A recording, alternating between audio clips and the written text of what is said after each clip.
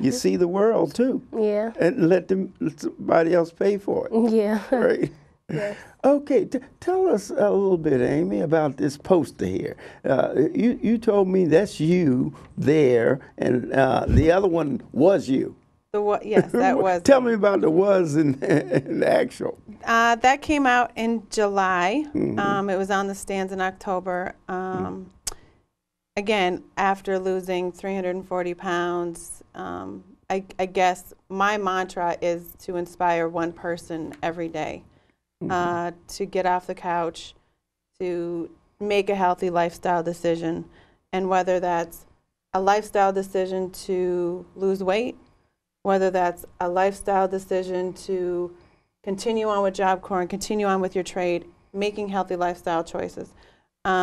They decided to bring me out to Toronto to do a photo shoot, and ended up. Congratulations! Thank you. Ended up on the cover, and yeah, it was an experience. It was an experience. And what magazine was that? It was Oxygen Magazine, Off the Couch. Off the Couch. Off the Couch. That's the name of it. That's a good one. There's a whole lot of people need to do that. Need to get off the couch. Need to get off the couch. But it's for people that are at home, or if it's people with the students at Job Corps, it's really taking the approach of setting realistic goals. Identifying the root causes as to why you have a food addiction or why you have failed different aspects of your life in the past. And then it's setting realistic goals. For me, it was setting realistic goals along the way, and not, saying I was going to be 500 pounds and I'm going to lose 300 pounds tomorrow. Putting it off. Putting it off. That's what we call it. Right. Putting it off. Put it off till tomorrow. That's right. Tomorrow never comes. So it was teaching myself to set realistic goals, and that's what we do with the Job Corps students with the Health and Wellness Program. It's to teach them to set the realistic goals with health and wellness, whether it's to quit smoking, whether it's to stay off drugs, whether it's to take a new approach to continue their education, and to set realistic goals that if you graduate with your GED or high school diploma tomorrow, you're not going to go get a job, $150,000 paying job the next day, but there's different steps that you can take to maintain and to work up to. Right. Yes, really planning. That's basically so that your program is not just physical. Absolutely it's mental. It's very too. much a mental aspect. And that combination is very important, especially for the young people. Yes. They're in a stage of life where they have to make decisions that's going to affect their whole life. Absolutely. For years to come. And it's us teaching them not only to educate them, but to also empower them within themselves, that it's not about peer pressure, that it's empowering themselves to make a healthy lifestyle choice that's going to better themselves for tomorrow, for 5 years from now, for 10 years from now. I think you hit a very strong point there, peer pressure. That's the thing. Young people, they're more susceptible to peer pressure than any other group. Absolutely. Because of the fact that they, I say this basically about teenagers, because I have two teenage granddaughter. They know everything. They've been everywhere, so nobody can tell them nothing.